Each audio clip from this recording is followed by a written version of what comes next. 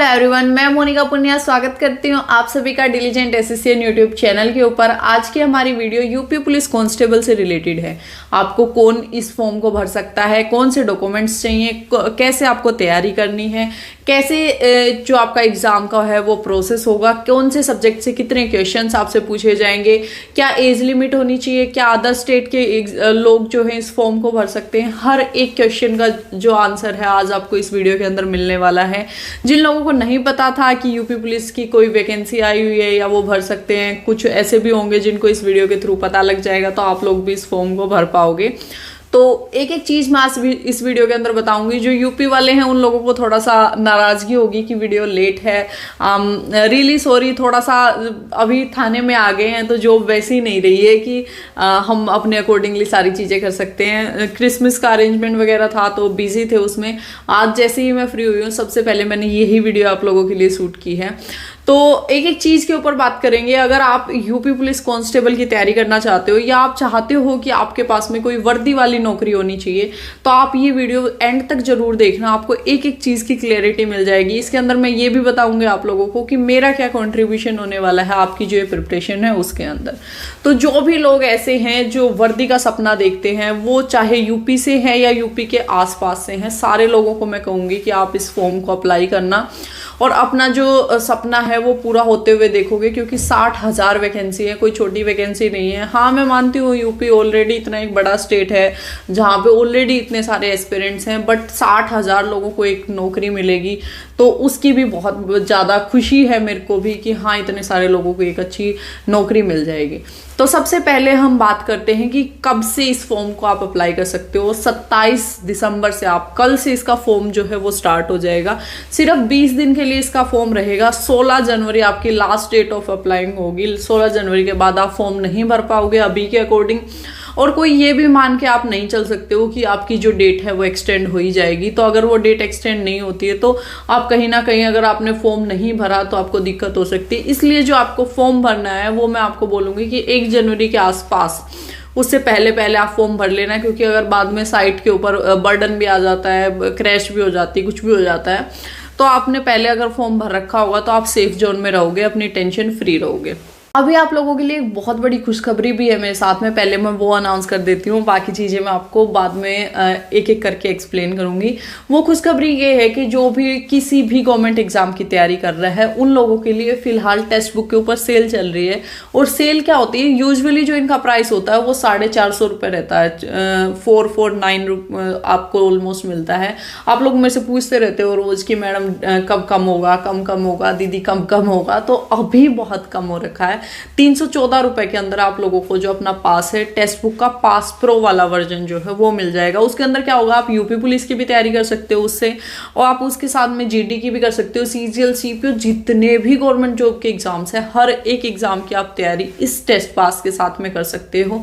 अगर आप ये टेस्ट पास लेना चाहते हो तो DSSC जो अपने चैनल का कूपन कोड है वो भी आप लगा लेना। उससे क्या होगा, आपको 10% का एक्स्ट्रा डिस्काउंट मिल जाएगा और आप लोगों के लिए थोड़ा सा और बेनिफिट हो जाएगा। फिलहाल मैं ये बोलूंगी कि ये साल की आई गेस सबसे बड़ी सेल है। ऐसी एक सेल 15 अगस्त के ऊपर आई थी जिसके अंदर जो प्राइस ड्रॉप है वो काफी देखने को मिला था। इसलिए अभी दोबारा से आप लोगों के लिए सेल है और शायद फिर क्या पता 6 महीने के बाद कोई बड़ी सेल देखने को मिले। तो सारे लोग जो अपना टेस्ट पास है वो परचेज कर लेना। वो आप यूपी के लिए तैयारी कर रहे हो, जीडी के लिए तैयारी कर रहे हो, किसी और एग्जाम के लिए भी तैयारी कर रहे हो, 1 साल के लिए आपको यूज होता रहेगा। तो अभी आप इसको परचेज करके अपना जो चीजें हैं उसको कंटिन्यू कर सकते हो। उसके बाद अगर सबसे मेन बात करें वो है आपकी हाइट की, वो है आपकी एज की। एज के अंदर बहुत ज़्यादा बच्चे डिसअपॉइंट हुए हैं इस बार, और हम भी कोशिश कर रहे हैं। बहुत सारे टीचर्स लगे हुए हैं अलग अलग तरह से। आपके शायद कुछ नेता वेता भी साथ में आए हैं। अभी मैंने कुछ ऐसी न्यूज़ सुनी है कि वो भी चाह रहे हैं कि आपकी एज एक्सटेंड हो। अभी जो करंट एज है आपकी वो मैं आपको बता देती हूँ। 18 से 22 साल जो मेल हैं उनके लिए, और जो फीमेल है उनके लिए 18 से 25 साल की एज है। ये ऐसा मैंने पहली बार ही देखा है, मेल और फीमेल में इतनी एज का डिफरेंस है। अदरवाइज सीपीओ CGL, GD, इन सब के अंदर मेल और फीमेल की एज लगभग सेम ही रहती है। इसके अंदर जो मेल कैंडिडेट्स हैं उनकी एज जो है वो 2 जुलाई 2001 के बाद वो पैदा हुए होने चाहिए, उससे पहले नहीं होना चाहिए। 1 जुलाई वाला भी काउंट नहीं होगा 2001 में। और उसके बाद में वो कब तक उनकी डेट ऑफ बर्थ रहनी चाहिए, 1 जुलाई 2005 के बीच में। 2001 की 1 जुलाई से 2005 की 1 जुलाई के बीच में अगर आप पैदा हुए हो तो आप इस फॉर्म को अप्लाई कर सकते हो। फीमेल के लिए 1998 से 2005 के बीच में रहेगा, और 2 जुलाई 1998 के बाद में पैदा होने चाहिए, या 2 जुलाई 1998 को पैदा हुए होने चाहिए आप, और 2005 से पहले। इसके बीच में जो लोग रहेंगे वो इस फॉर्म को अप्लाई कर सकते हैं। 18 से 22 और 18 से 25 साल। SC ST के लिए 5-5 साल का रिजर्वेशन होता है, आप सभी को पता है, तो आप उसको अवेल कर सकते हो और उसके अकॉर्डिंगली आप कर सकते हो। 12th पास आप होने चाहिए, किसी भी बोर्ड से हो सकते हैं, ओपन से हो सकते हैं, किसी स्टेट बोर्ड से हो सकते हैं, CBSE से हो सकते हैं, ICSE से, जो भी बोर्ड है आपका, एक मान्यता प्राप्त बोर्ड वो सिर्फ होना चाहिए। उसके बाद में हाइट का जो क्राइटेरिया है, जिन लोगों के सपने हैं पुलिस में लगना और उनकी हाइट प्रॉपर नहीं है जितनी की होनी चाहिए, मतलब जितनी बाकी चीजों में रिक्वायर्ड होती है, 170 सेंटीमीटर होती है दिल्ली पुलिस में, हरियाणा पुलिस में भी, बाकी सारी जगह पे भी। यहाँ आपकी जो हाइट है वो 168 सेंटीमीटर है। तो जो लोग भी 1 या 2 सेंटीमीटर की वजह से अपना पेपर नहीं दे पाते थे वो यहाँ दे पाएंगे, यहाँ आपका सपना पूरा होगा, यहाँ आप जाके अप्लाई कर सकते हो। मेल की 168 सेंटीमीटर, फीमेल की 152 सेंटीमीटर, 152 सेंटीमीटर फीमेल की और मेल की 168 सेंटीमीटर आपकी हाइट होनी चाहिए। उसके बाद में अगर हम बात करें आपका जो सिलेक्शन प्रोसेस है वो कैसे होने वाला है, सबसे पहले आपका एक रिटर्न पेपर होगा, उसके बाद में आपकी DV और आपकी हाइट, वेट और चेस्ट आपकी मेजर की जाएगी, और उसके बाद में आपका जो फिजिकल होता है, दौड़ वाला जो एग्जाम होता है, दौड़ करवाई जाएगी, और उसके बाद में आपका फाइनल मेरिट लिस्ट आएगी। तो 3 स्टेजेस के अंदर आपका एग्जाम होने वाला है, 3 स्टेजेस के अंदर आपका एग्जाम होगा जो ये होगा। तो उसके अकॉर्डिंगली आपको तैयारी करनी है। सबसे पहले हमें फिजिकल रिटर्न एग्जाम निकालना है, तो रिटर्न की तैयारी करनी पड़ेगी। लिखित परीक्षा जो आपकी होने वाली है उसकी तैयारी करनी पड़ेगी।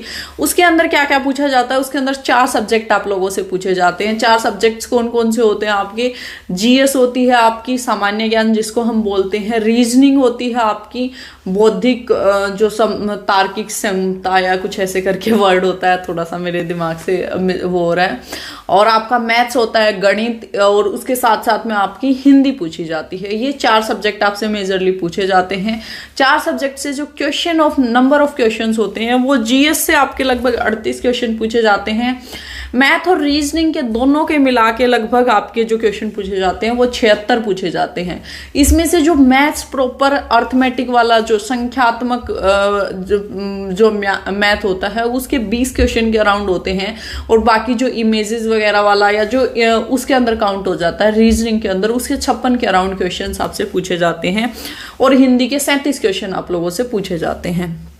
अगर आपको पिछली साल की कट ऑफ में बताऊं तो UR कैटेगरी के लिए जो मेल थे उनकी 225 कट ऑफ गई थी, तो 225 प्लस ही आप लोगों को टारगेट करना पड़ेगा अगर आप इस जॉब को अप्लाई करना चाहते हो। तो उस जो आपकी लिखित परीक्षा होती है वो 150 क्वेश्चन आपसे पूछे जाते हैं। 150 क्वेश्चन की जो कैटेगरी वाइज क्वेश्चन है वो मैंने आपको बता दिए कौन से सेक्शन से कितने क्वेश्चन पूछे जाते हैं, और 2 घंटे का पेपर होता है आपका। लिखित में ये आपकी जो लिखित होती है, मतलब कंप्यूटर वाला एग्जाम नहीं होता, आपके पास में हार्ड कॉपी आएगी और आपको OMR सीट भरनी होगी।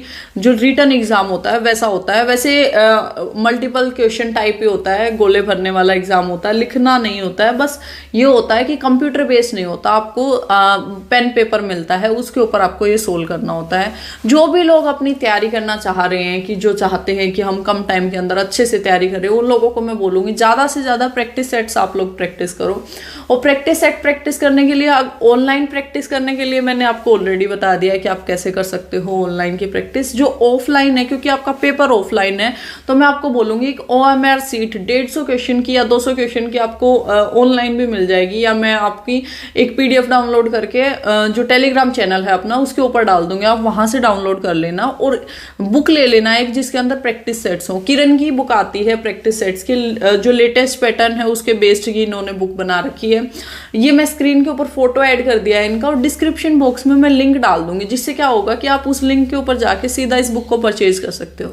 इस बुक में से आपको क्या करना है, सेट्स होंगे इसके अंदर, जिसके अंदर आप लोगों को यूपी पुलिस के सेट्स होंगे, जिस टाइप का आपका पेपर पूछा जाता है उस टाइप के 2 घंटे का टाइम लगाना है। 2 घंटे से भी मैं कम कहूंगी कि 110 मिनट का टाइम आप लोगों को लगाना है। OMR सीट लेके बैठनी है और ये बुक लेके बैठनी है, लाइन से क्वेश्चंस को सोल्व करते हुए चले जाना है, और उसके बाद OMR सीट भी भरनी है। आपको प्रॉपर टाइम चेक करना है कि आप अगर आपके सामने हाथ में पेपर होता तो आप कितनी देर में कर सकते हो, और कैसे कैसे इन चीज़ों को आपको टैकल करना है। ये जब प्रैक्टिस करोगे उसके बाद ही आप लोगों को एक कॉन्फिडेंस आएगा कि हाँ मेरी तैयारी अच्छी हो रही है और मैं अच्छे से चीज़ों को कर सकता हूँ। तो आप इसको परचेज कर सकते हो। बाइंग लिंक मैंने डिस्क्रिप्शन बॉक्स में डाल दिया है। अभी आप लोगों के कुछ और डाउट्स हैं, वो भी बहुत ज़्यादा जेन्युइन डाउट्स हैं, और उनके बिना ये सारी तैयारी व्यारी धरी रह जाएगी, क्योंकि जब तक आपके डॉक्यूमेंट पूरे नहीं होंगे तो आप किसी भी चीज़ के लिए एलिजिबल ही नहीं होंगे। कुछ लोगों का डाउट है जो अदर स्टेट के हैं वो कैसे भर सकते हैं, कौन से डॉक्यूमेंट्स आप लोगों को बनाने हैं, वो और सारी डिटेल मैं आपको एक बार दे देती हूँ। उसके बाद में आगे की चीज़ें डिस्कस करेंगे कि कैसे आपको तैयारी करनी है। तो सबसे पहले तो जो अदर स्टेट के बच्चे हैं वो कैसे इस फॉर्म को भर सकते हैं। अदर स्टेट के बच्चे भी जैसे नॉर्मल बच्चे इस फॉर्म को भरेंगे वैसे ही भर सकते हैं, लेकिन अदर स्टेट के जो भी बच्चे होंगे उनको किसी भी तरह का जो आपका आप बोल सकते हो आरक्षण जो बोलते हैं, रिजर्वेशन जो बोलते हैं, वो नहीं मिलेगा। इसका मतलब क्या हुआ कि आप जो भी कैटेगरी में आते हो, अगर आप SC कैटेगरी में भी आते हो लेकिन आप यूपी का फॉर्म भर रहे हो तो आप जनरल के अंदर काउंट किए जाओगे, आप SC के अंदर काउंट नहीं किए जाओगे वहाँ पे। तो बाकी जितने स्टेट के बच्चे हैं वो जनरल के अंदर काउंट होंगे, और जो यूपी के बच्चे हैं वो आपकी जो भी आपकी कैटेगरी है उसके अंदर काउंट होंगे। तो बाकी जो भी लोग हैं वो फॉर्म भर सकते हैं, कोई भी ऐसी दिक्कत नहीं है, लेकिन आप जर्नल के अंदर काउंट होंगे। ये चीज़ आपको क्लियरिटी पहले से रखनी है। अगर आप जर्नल की कट ऑफ क्वालिफाई कर सकते हो तभी आपका सिलेक्शन होगा। SC ST या फिर आप किसी अदर कैटेगरी की कट ऑफ क्वालिफाई करोगे तो आपका सिलेक्शन नहीं होगा। उसके बाद में दूसरी चीज़, अगर हम बाहर के किसी स्टेट से हैं तो हमें कौन से डॉक्यूमेंट बनवाने हैं, अगर हम उसी स्टेट से हैं तो हमें कौन से डॉक्यूमेंट बनवाने हैं। तो अभी बात करते हैं जो इसी स्टेट के हैं उनको कौन से डॉक्यूमेंट बनाने हैं। अगर आप इसी स्टेट के हो तो आपको जो डॉक्यूमेंट्स बनवाने हैं, सबसे पहले डोमिसाइल आपका क्या होता है कि मूल निवास सर्टिफिकेट होता है, मूल निवास प्रमाण पत्र कि आपका मूल निवास उत्तर प्रदेश का है। जब आपके पास मूल निवास का सर्टिफिकेट उत्तर प्रदेश का होगा तभी आप इस आरक्षण को ले सकते हो। अगर आपके पास में नहीं होगा तो आपको भी UR से या फिर जो जर्नल है उससे काउंट कर लिया जाएगा, क्योंकि तभी तो आप उनको एक वो दे पाओगे। जब वो जो आरक्षण दे रहे हैं वो सिर्फ यूपी के बच्चों को दे रहे हैं, और यूपी का आप प्रूव ही नहीं करोगे आप जब तक आपके पास मूल निवास सर्टिफिकेट नहीं होगा, तब तक आपका वो आरक्षण जो है वो काउंट नहीं होगा। इसलिए अपना मूल निवास सर्टिफिकेट सबसे पहले आप लोगों को बनवाना है। वैसे इसके अंदर कोई ऐसे फिक्स नहीं दिया हुआ कि इतने दिन पुराना होना चाहिए, लेकिन मैं आपको कहूँगी कि अगर आपके पास में पुराना है तो भी अगर टाइम है तो एक नया भी बनवा लो, क्योंकि कुछ भी ऐसा हो सकता है ये लोग बाद में बोल दें कि नया नहीं है, बहुत पुराना है, ऐसे है वैसे है। 2-3 साल पुराना अगर किसी का है तो वो चल जाएगा, कोई दिक्कत उसके अंदर नहीं होने वाली है। उसके बाद में दूसरी जो चीज़ आ जाती है EWS SC ST, इनको कौन से सर्टिफिकेट कितने बनवाने हैं, कब के बनवाने हैं। मूल निवास सर्टिफिकेट सबको बनवाना है। अगर जर्नल वाले हैं वो किसी की चीज़ का आरक्षण नहीं ले रहे हैं, वैसे उनको ज़रूरत नहीं है, लेकिन मैं आपको भी रिकमेंड करूंगी कि आप भी बनवा के रख लेना। बाई चांस कुछ भी सिचुएशन ऐसी होती है, ये लोग आपसे डिमांड करते हैं तो आप दे पाओ उनको।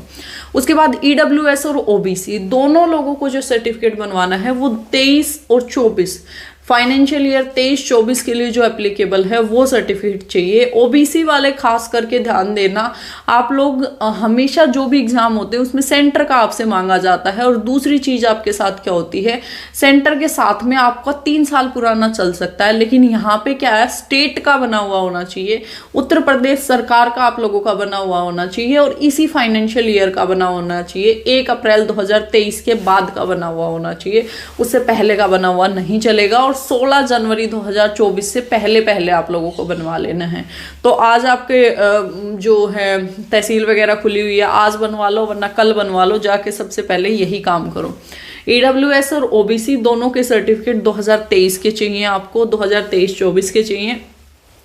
SC ST के जो सर्टिफिकेट हैं वो आप लोगों को जो चाहिए वो पहले आपसे क्या मांगते थे, सेंटर और स्टेट किसी का हो वही चल जाएगा, लेकिन यहाँ पर्टिकुलरली आपको स्टेट का चाहिए, अपने राज्य का आपको जो OBC और जो आपका SC और ST का सर्टिफिकेट है वो चाहिए। तो आप लोग भी अपना जो सर्टिफिकेट है, अगर आपके पास सेंट्रल का है तो आप अपनी स्टेट का बनवा लो, आप लोगों के लिए भी फायदेमंद रहेगा।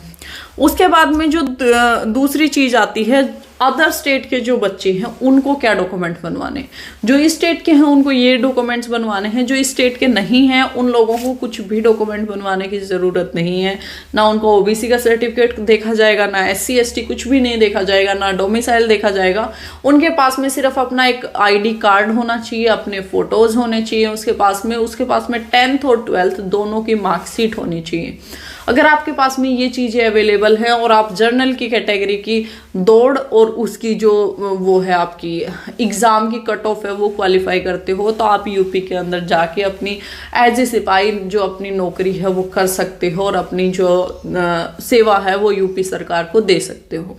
आई होप आप लोगों को सारी चीज़ें इस वीडियो के थ्रू क्लियर हो गई होंगी। अभी भी अगर आपको कोई भी डाउट है तो आप कमेंट सेक्शन में डाउट वो अपना पूछ सकते हैं। इसकी तैयारी कैसे करनी है, लिखित परीक्षा की तैयारी कैसे करनी है, स्पेशली उसके बारे में हम बात करेंगे हमारी अगली वीडियो में। आप लोगों की बहुत ज़्यादा डिमांड आ रही है कि यूपी पुलिस के लिए भी मैं एक daily study plan Telegram channel के ऊपर स्टार्ट करूँ, उसके ऊपर भी मैं विचार कर रही हूँ। आप लोग क्या चाहते हो वो भी मुझे कमेंट सेक्शन में कमेंट करके बताना।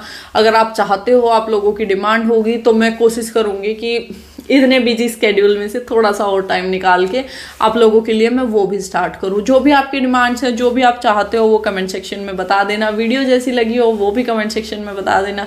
फिर मिलेंगे किसी और वीडियो में, तब तक के लिए जय हिंद, जय भारत।